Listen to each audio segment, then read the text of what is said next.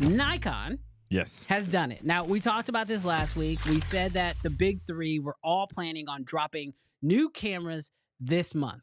And Nikon is the first one out the gate with the Z50. Now, full transparency. Z52? Z52, sorry. Yep. The Z50 Mark II. Full transparency.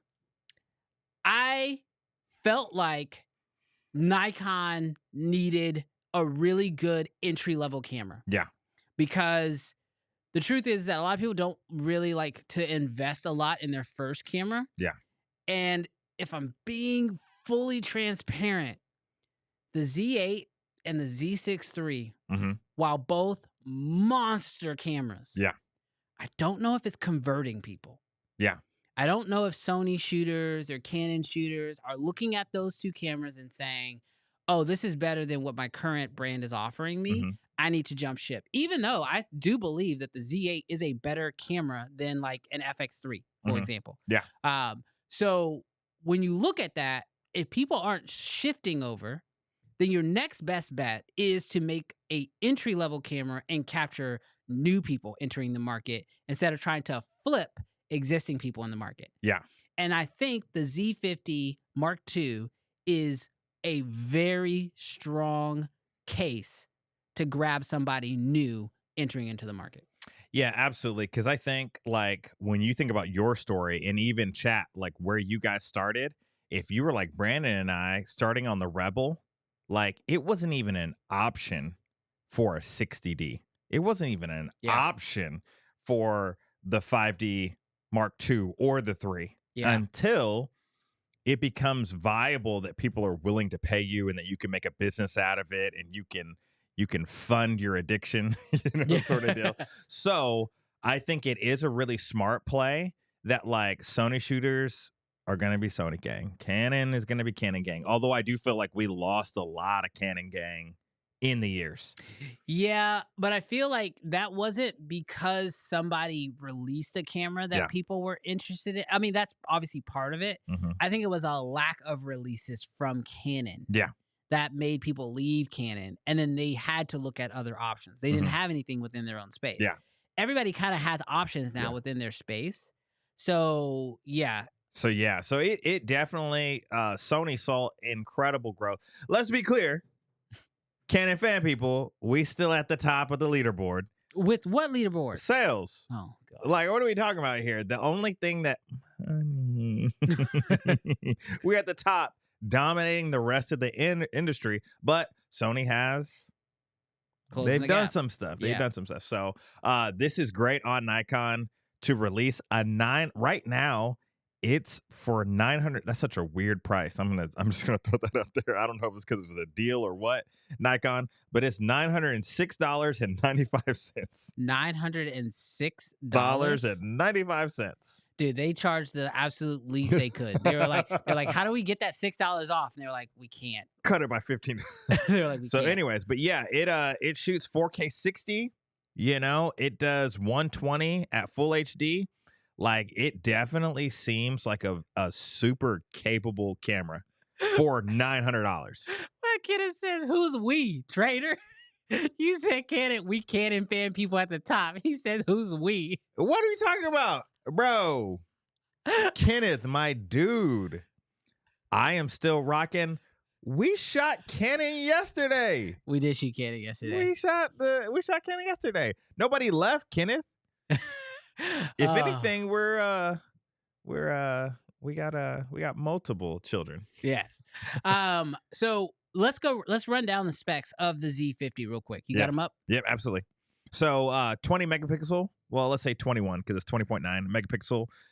CMOS sensor, 4K 60, 120 HD frame rates, and then SD card slot. 9 subject detection autofocus, and it can do 30 frames per second in shooting photos. Yeah, it also has that same feature from the Z9 where it does pre-capture. So it starts taking pictures before you even hold down the shutter, which is kind of like pre-record for video. Yeah. This camera, as far as I'm concerned, there are only a few, I'm not going to call them major setbacks, but one is, I think for some, it's going to be the battery. Mm, So this does not use the same battery that you can find in the Z6 III, the Z8, the Z9 for that matter. hmm. And if they could have put that battery in this camera, I Yeah. think it would have made the upgrade process even easier for some Yep. who are going to be making that jump. Also, for those who maybe like even I'll be fully honest here. Like, I mean, I have the Z8, I have the ZF, which ZF is kind of like my fun camera. Hmm. But like if I were looking for like a small vloggy sort of YouTube type camera, this could have been it, but the fact of the battery being different, it's not a deal breaker, but it Hmm. is one of those things that makes me go, oh, it would just been nice if all of my cameras had the same battery, For sure. especially like when you have like like a what is it, a R7, you have the R6, Hmm. and you have the R5. They all use that same LP For sure. battery. But Canon did the same thing with the R8, where they Yeah. put that smaller battery in there, Yeah. and that was an issue for me with Canon. Yeah. It's kind of the same thing with Nikon. I think the Z50 Mark II could have definitely benefited from that bigger one, Hmm. but it's the size of this camera For sure. that's so small where I'm sure that was basically the deciding factor. Oh Like, yeah. how big do we want this grip to have to be Hmm. to hold this battery? We don't want it to really be that big, so we're going to put this smaller, tinier battery in there. Yeah, definitely. And I feel like people when they start, it's not like a rocket ship. Yeah. You don't get the Z50 Mark II and then 3 months later you're taking on like massive clients where you need to upgrade. So you'll sit with it for a year, 2 years, Yeah. and then fall in love with the color, fall in love with the features, and then decide. Because this is how like I think that everybody should do. Like, even if you have a lot of money to be able to step into a brand new camera system, like you're just rich, you just can. Yeah. I do feel like there's a lot of sense in starting at the bottom because you don't even know why a feature is necessary. You don't even have irritations yet of Yeah. this lens can't do this camera can't do this. That's why I need a prime, or that's why I need the zoom, because Yeah. you haven't felt the irritations of something brand new. And so starting from the bottom will really help your education in terms of learning the camera system and all sort of stuff as you step up. If you got it, go get it. Go Yeah. buy something expensive if you can, but you will learn so much about that camera system starting at the bottom and then knowing why you need 4K 60 instead of just saying, "Oh, I need 4K 60 because it offers it."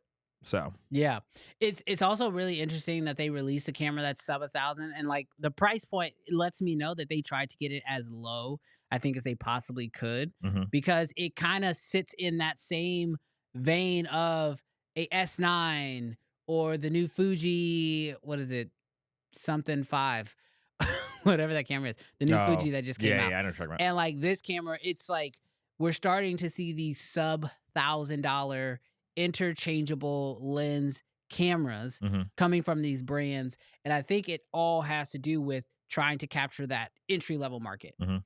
I just can't wait to the good old days when inflation stops and we can get back to the $500 market. Oh, yeah. Because I feel like what has happened? Like, this might be a completely different subject, but what happened when entry level bumped up to 1,000? Yeah. Like, entry level used to be like 500, Yeah. I mean, what which was is it? wild. No, the Canon M50. How much was that one? Yeah, I don't remember, but jeez. Yeah, that was pretty affordable. Yeah. So yeah, I mean, it's gonna be really interesting. Oh, DM Color has actually just made a really good point. He says, don't forget about the Nikon red LUTs that are compatible with N-Log, and that's true. Yeah. This camera, the Z50 Mark II, it does have N-Log, and so that means your red LUTs should work with this. And it is 10-bit color, so they Yeah. should. I mean, You should can be see good the with. pathway, man. You can see it. Like, as a Canon tuner, you can see the pathway. You get your little self a little Z50 Mark II. You Yeah. start applying some red LUTs. You start falling in love with the color, Get hooked.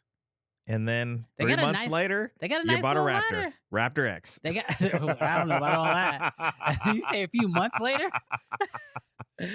Oh. You can see the pathway. Yeah, but no, real talk. It does look like a pretty decent camera for a lot of beginners. And I think it could be like a fun secondary, family camera, that kind of thing.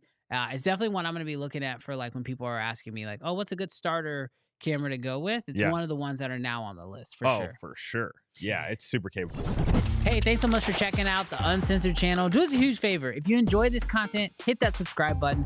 We'd love for you to join us live every single Friday at 11 o'clock Central Standard Time. We have so much fun and we want you to be there. So subscribe so you don't miss it.